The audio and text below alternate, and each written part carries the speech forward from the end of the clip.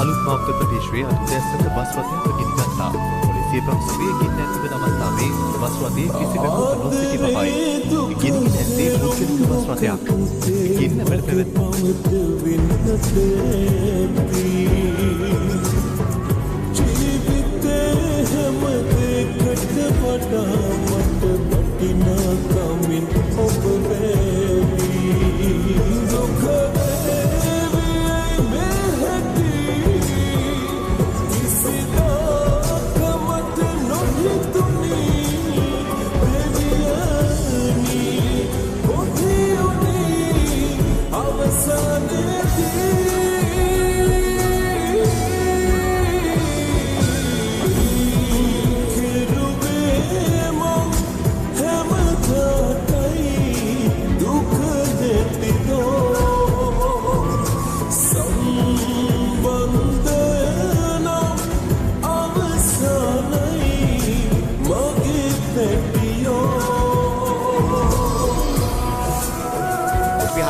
යන්න කියලා ආවා.